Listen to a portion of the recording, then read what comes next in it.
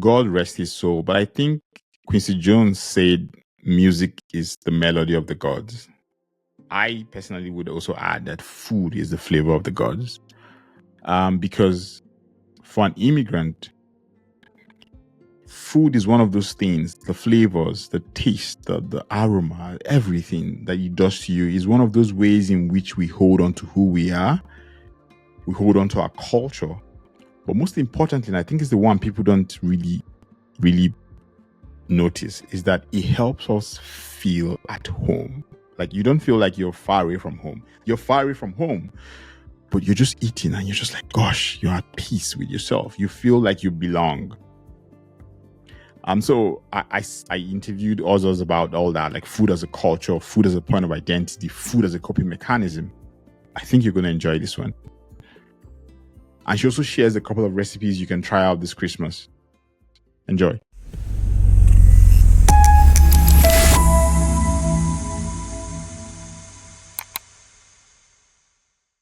So welcome to this. We're really excited to do this with you, Ozoz. Thank you very much. I'm happy to be here, and I'm joining you today from the treaty land and territory of the Mississaugas of the Credit First Nation, the Haudenosaunee Confederacy, and the Huron-Wendat and Wyandot nations, both past, present, and future. And I'd like to pay my respects to the elders and also to all Indigenous peoples who also make their home on the land. In addition, I also acknowledge those who came to these lands involuntarily, particularly as a result of the transatlantic trade in enslaved African people. We pay tribute to those ancestors of African origin and descent. Thank you. You're welcome. Thanks for that. I always forget to or never do that, but that's a good reminder. So I think where I'm going to kick this off with is, so I like the idea of what you do. So you tell the story of food. Now, as an immigrant, we move to new countries, and like you said, you mentioned this in the pre-show, and someone said this. Maybe let me use that other person's analogy. Once you go past that security thing, it's almost like as if you get stripped of your identity and you put in a box, immigrant. If you're lucky, you get put in a box, black immigrant, or colored immigrant. Like it just feels like that box. And I feel like food is one of the ways in which we rebel against that label. Like food is one of the ways we do that. And I just want to explore that with you, like from your work with just kind of telling the story of food, the history and all that. Like tell me a bit about how you see that happen, or how you think food plays that role for us. The first thing is, I refuse to be labeled. You cannot label me. I'm almost in my 50s, have lived in different countries. I paid to move to Canada. I cannot be labeled. I have made choices and no one can slap their choices or their labels on me. Maybe when I was younger, but not anymore. And I agree with you that food is a very strong pillar of culture and identity, and therefore it can be instrumental in how we see ourselves, but also how we show who we are, like whether that is as part of a community, as people with roots and origins and origin stories that should be respected regardless of where they come from. And I think there's so many aspects of food and of eating that lend themselves to celebration, lend themselves to a sense of belonging. And Nigerian food really does a stellar job, both in terms of flavor, looks, texture, taste, and not to mention that Nigerians are the most populous group of Africans on the continent, and Nigerians know how to move. Nigerians' mobility movement is such an important part of being Nigerian. interestingly, and whether that is within Nigeria itself, on the continent, and even abroad. And so for me, food goes a long way in shaping who we are, but also how we're perceived. And I think it's important for us to have knowledge of the history behind our food so we can tell those stories right and we can correct misperceptions. Mm. I like that idea of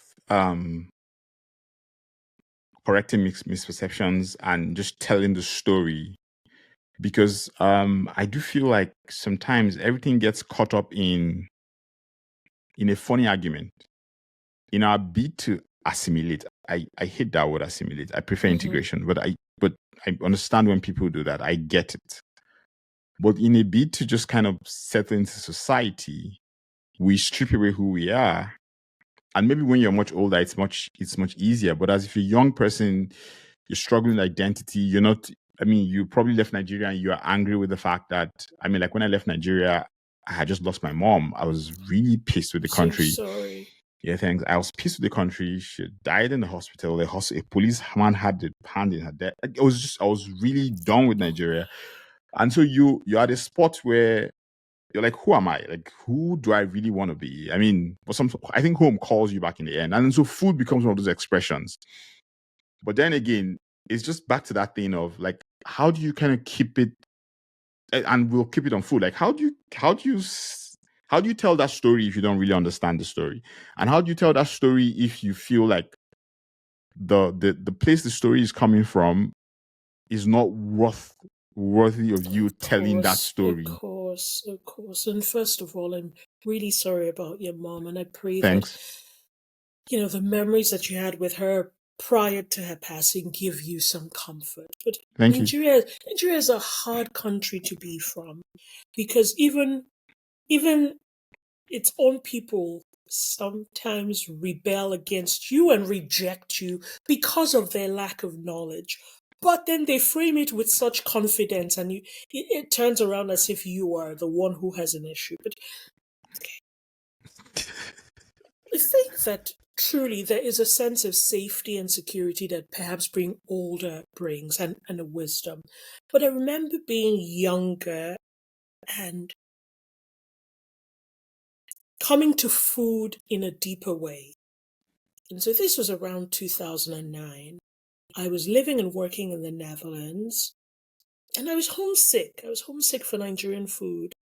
And I started cooking, eating, writing. And the first encounter that I had that made me think that there was more to Nigerian food than I knew was with a Brazilian who told me about a Brazilian dish called acarajé. And I was really thrown, because I was like, from all indications, that was akara. And so in researching the origins, I realized and I discovered that the origins were Nigerian. And it was the first indication for me that food was more than eating, that Nigerian food had layers of meaning beyond what Nigerians knew. So I think that's the first thing. There's history and there's origin to our food. That's not something that's acknowledged in academic circles, but also in media circles, like in mass media circles, to the extent that the average Nigerian knows that, right? So there's that component of it. And then the more I started researching, the more I started understanding that truly every food has an origin story. Yeah. Every ingredient has an origin story. And part of upholding our culture, part of telling the stories of our culture, must include that depth. Right?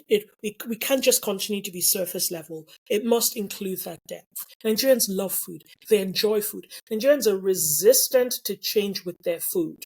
Yeah. Right? So that's another thing. Now, loving a country, loving its food when it has given you a lot of grief and trauma, it's a hard thing. It's a very hard thing.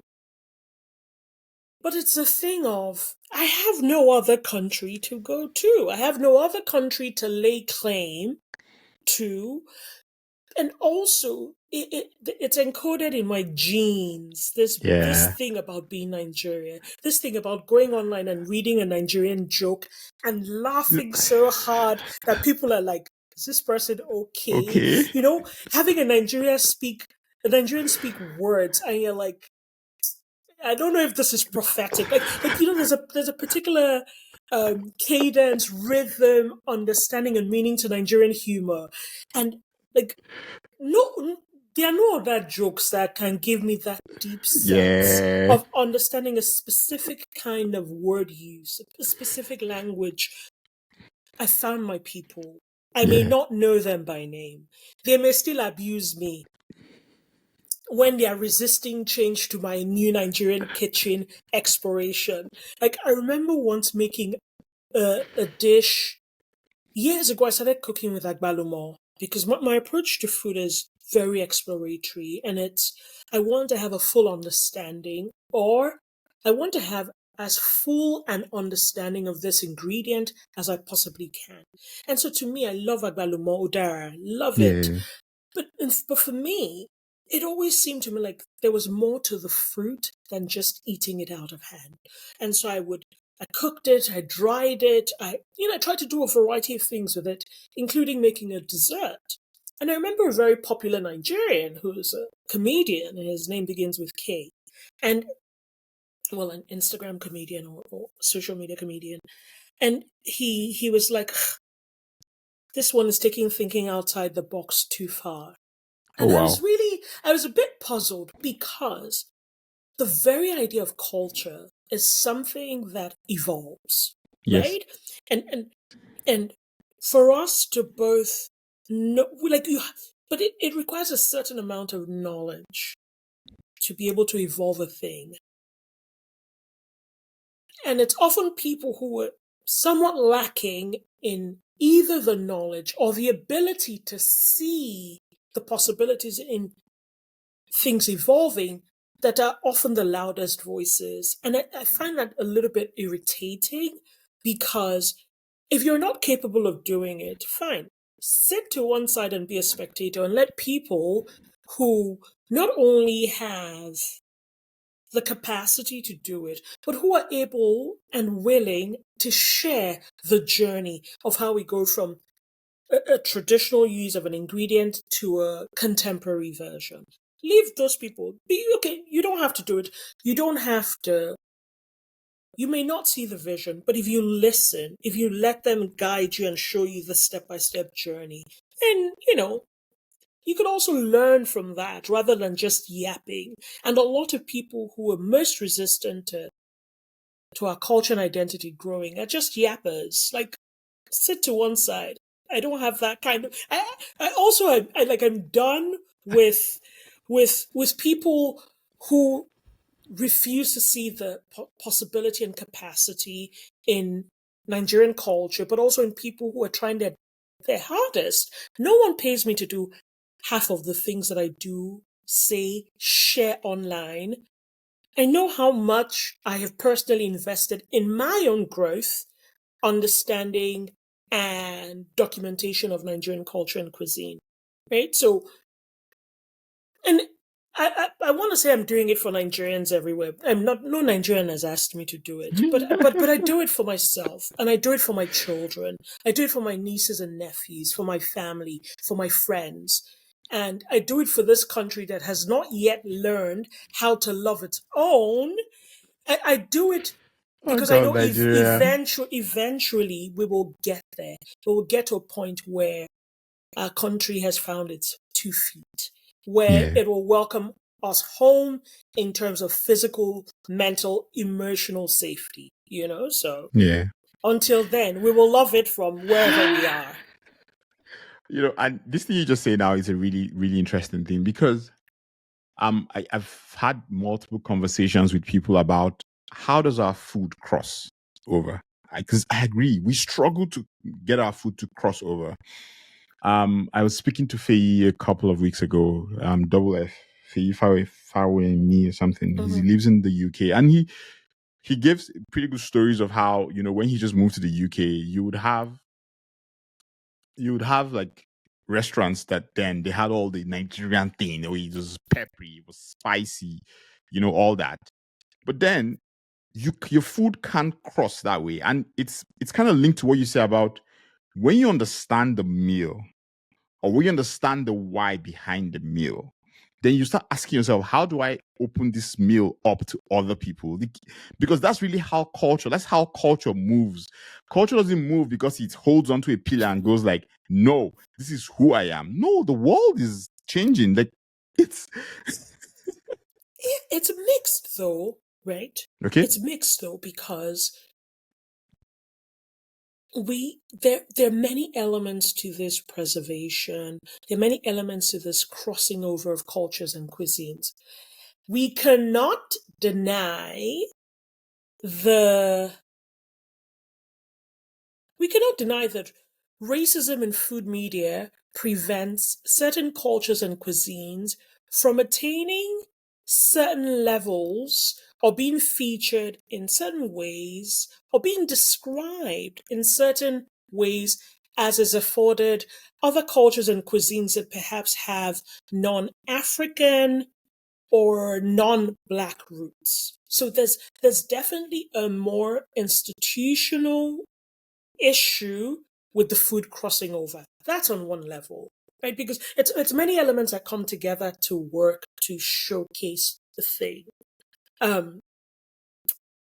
So first, there is the capability, the ability to tell stories, the understanding of the cuisine. And then some countries have very formal cuisine movement stories, like Thailand. So in 2002, the Thai government created a global Thai project to showcase Thai cuisine to the world. Interesting. They set up systems of different levels of cuisine. So some were contemporary, some were classic, traditional. So you could see that there was both a preservation of the foundational, the original, but there was also space for the contemporary expression, right? So you have to have both. It works well when there's government intervention and support. But in the case of our dear old motherland, fatherland, countryland, we cannot wait. We can't wait for anybody to marshal. We build ourselves, and we're used to that. So food can cross over, and it's in kind of like modification of spice levels. It like you said, it comes with understanding. Where am I, and how can I? Who are the predominant people here? What flavors do they graduate towards or gravitate towards? And how can I tell my story?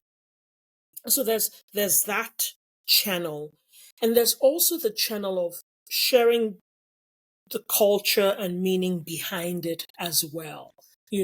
So yes, pepper soup does not always have to have a high level of pepper or spice for it to be flavorful, right? But also you don't want it so bland that it loses its essence. But you kind of always, I think you have a baseline of understanding the essence of a dish, of a drink, of a spice blend. And then once you understand that essence, you understand the story behind it, then you're able to tailor it to different audiences, and you're able to present it to them in ways that suit and meet their needs without losing the essence of who you are.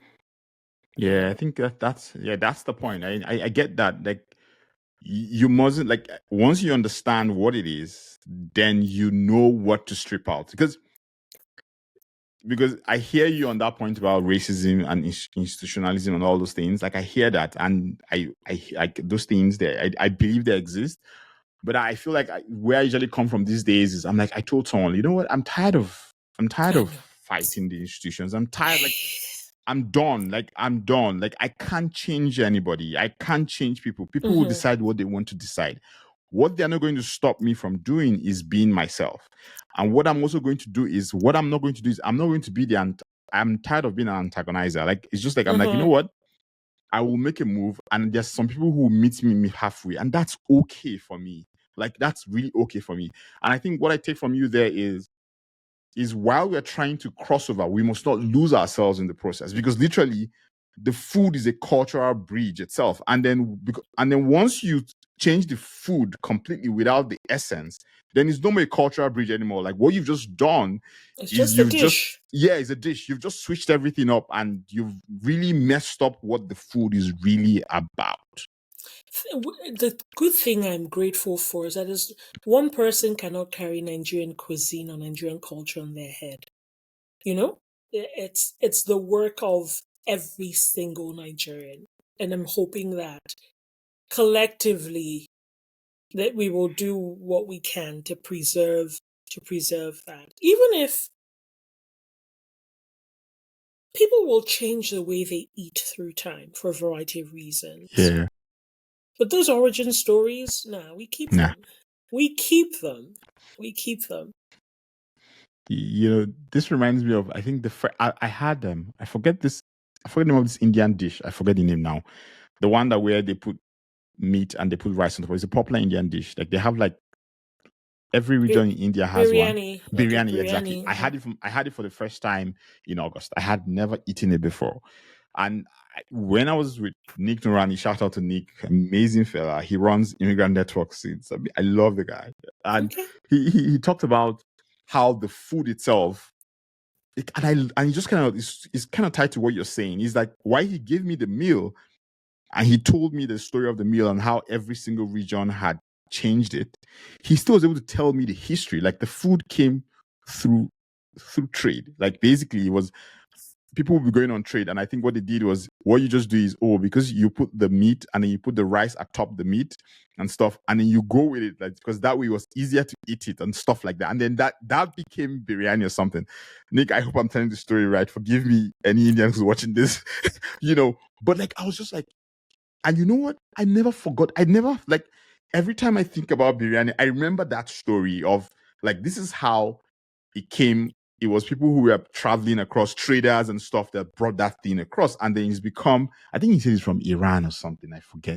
Like, it's actually not a fully Indian meal. Like, it came through trade. And then what they now did is they now took the food and they made it theirs. Yeah. And so every single region in India has a way they do it. And then you eat it and you're like, I ate this region zone. It tasted this way. And there's a reason why it's done that way, either because of where they come from, how they eat, what they celebrate, the spices they like, just all that. And, and it kind of goes back to that cultural thing again about saying, keep the essence, but know what you stand for, and then use that to cross over. Because, again, back to what I said about integration versus assimilation, it always feels like we're always like, you know what, let's assimilate, which means strip up every single thing you have, throw it away, and then just get on with life. Yeah, we need. I think my Nigerianness makes me who I am. I have zero interest in being from any other part of the world. I'm grateful to be Nigerian. Traumatic as it is sometimes, I am grateful. I am grateful. I am grateful, but I think that many countries are ashamed of their governments. I'll leave that. Many like I think to some extent, some people have issues with their governments, and we will move on in spite of all of those things. Yes. Yeah. And I think for me, I'm just building off that. Like, do you think food can be a coping mechanism for someone set into a country? Of course. Look, before I moved to Canada, I made sure that we freighted some of our stuff, but I made sure that with us, we had some essential things. Gari for soaking. Hey, pepper soup spice. Banga spice. My favorite brand of curry powder. Those were like tastes and flavors that I didn't want to leave to chance. I didn't want to come and go to a store and find Gary, but not the kind that I like, not the specific Ijebu Gary with a certain degree of sourness and fineness. I was not leaving that to chance. I was not leaving to chance the specific spice blend of different spices that we use for making pepper soup in Warri or in the Niger Delta specifically. I brought those with me. I brought my dry pepper. I brought a little batch of dried crayfish. Right? So food, comfort, settling in for sure. It's there are many changes that we go through when we make the decision to leave a comfort zone of sorts, whether that is our birth countries, our homelands, where we were grown, where we grew up, or our countries in some way of the other, and we lose the sense of many things. And one way that I have found to stay grounded, to stay connected, is by traveling with some of those foods that I can almost use them to do incantations to return me to a certain state of mind, to a certain feeling of comfort, of belonging, whether that is recalling my childhood, or some other thing. But through those tastes and flavors, I find comfort. They're instrumental in helping me build a new home in a way, and helping me settle in somehow. So, I've not thought about it this way. I mean, but I do think that food is kind of similar to music. So, you know how I think it was Quincy Jones, God rest his soul, who said that music is melody of the gods. I think food is flavor of the gods. And here's what I mean. And I'll give a very sad analogy instead. So, over the past 5 years, I've lost 3 people that I really love a lot. I lost my mom, I lost my dad, I lost a really close friend of mine. I'm so sorry. Yeah, every single time. So for my mom, there's a particular song that it took me a while to be able to listen to it again. For my dad too, there's a particular song that just reminds me of the funeral. For my friend, is this song "Million Miracles" by, I forget, some choir like that. I've got miracles or something. Yeah. Throughout 100 million miracles. Yeah, exactly. I think for the 3, 4. Yeah, exactly. Yes. So they used the song to put together a short memorial video of him, and so I was only able to play that song without breaking down into tears a month ago. And so that's music. And you just explaining this to me is kind of like food. I think food is like that in the sense that all those flavors, all those things, we probably don't know it as immigrants. Like, I've never thought about it this way, but I feel like, so the reason why as we're cooking, it doesn't look like we're far away from home again. Because, you're reminded of the mom made that jollof rice with this spice. You're reminded of, it just takes you into a place where you are home. But I think for me, because that's what the way you described it. I think that's what it really is, honestly. And it's the way that I feel it, and it's also interesting that whenever Mississauga is now home to me. My children are here. My heart is here. My work is here. And now and again, I travel outside Mississauga. And when I come home, honestly, the first thing that I crave is something Nigerian. Quite often pepper soup or egusi or something. And the way that I think about it is, have you ever been to a party and they only give you small chops? And you ate loads of small chops, but you were full, but there were some hidden corners of your stomach, of your belly, that were still not quite satiated or sated. And then you come home and you sama eba. or pounded yam or fufu, the kind that knocks you out. Do you eat and you're wiped? That's what my homecoming is always like. I need to eat I need to eat something that will touch the extreme, that I get distant part of you. my stomach. Yes. Yes. And so food has power and it has meaning.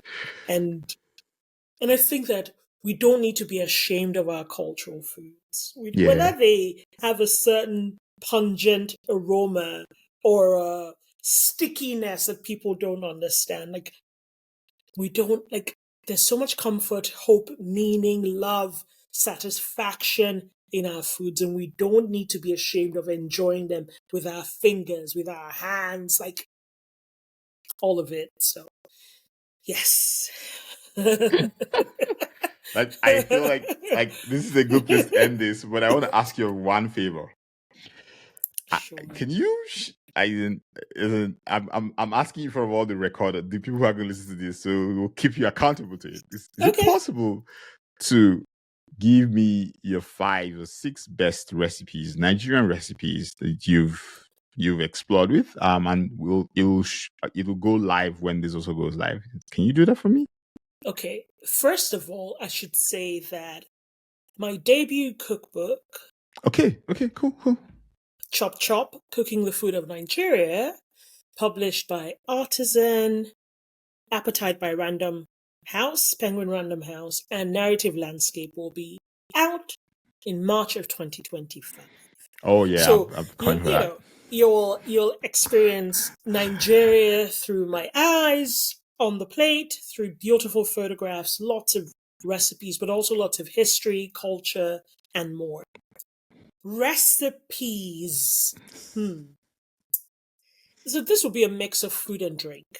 I Okay. think the classic one is Nigerian pepper soup, made Niger Delta style, with a unique blend of spices that are both aromatic but also healing and nourishing. That's one. There will be an agbalumo recipe, and then I think maybe I'll share the agbalumo carrot cake, because we're coming into the season of agbalumo, which is around December up till May. Yeah, so an agbalumo carrot cake, which is something I try to make for my children every year. There is a contemporary take on abacha that Okay, that is that that interesting. that is made with cassava and coconut and herbs, and I serve it with a peanut butter sauce and a chutney made from pawpaw. That's 3. There is zobo, which is a delightful hibiscus drink that is spiced, comforting. You can have it warm, you can have it cold. Delish. And what's the 5th one? The 5th one is a dish that I'm still fascinated with, 8 years on from first learning about it, but it's the only Nigerian dish I know that features kola nut as an eating ingredient. And Okay, I'm interested. it comes from the South region, and it's called Yedemblong. And it comes from the people of Ugep in Yakur local government. And you basically have this platter of leaves, okana, which is okazi or afang, fresh.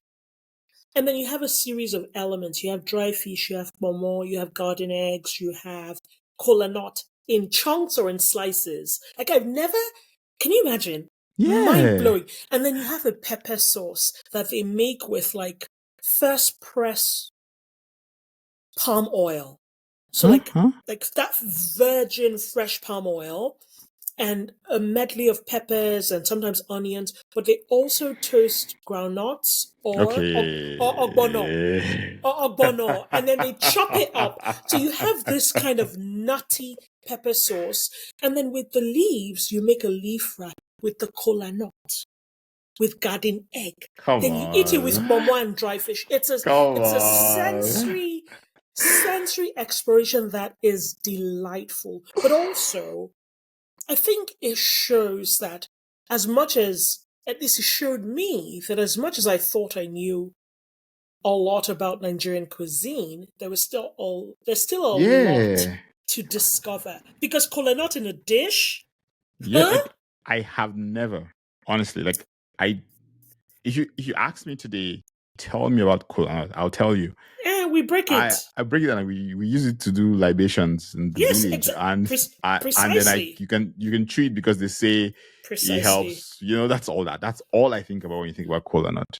And I'm grateful to my friend Carol for introducing me to it. But I'm also grateful to Nigerians the world over because I have been, because of my work, the recipient of a lot of kindness and a lot of behind the scenes and stories. Like people gift me recipes that I would never have discovered on my own, right? And I think it's such a beautiful reward for doing what I consider to be my life's purpose, and that is working to showcase and celebrate the beauty and the essence of Nigerian culture and cuisine, and preserving that for not just my children and my nieces and my nephews and my friends, but I hope for Nigerians everywhere the world over, so grateful to all Nigerians. So please keep the recipes coming.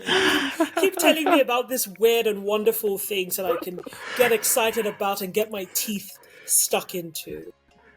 Awesome. Thank you so much. This Thank has you. been really helpful. I for me. really enjoyed it. Thank you. First of all, thank you for having me on, and thank you for the work that you do to tell these stories of movement, of people, of journeys, and of the challenges that they encounter, but also the hopes and the opportunities that lie ahead of them. So thank you. Yeah, thanks a bunch. This was so good. Honestly, it was so good. I hope you're gonna try out one of those recipes. Try it out. Let me know. When her book's out, please go get her book. Because Nigerian cuisine is amazing. Have a good one. And as I always say, please, please, please, please, please. I almost forgot that too. Please share, like, follow us on Instagram. We're on TikTok. We're on Substack. We're on YouTube. We're on Spotify. Follow us everywhere, please. If you know someone we should talk to, send them our way. Thank you so much. Bye.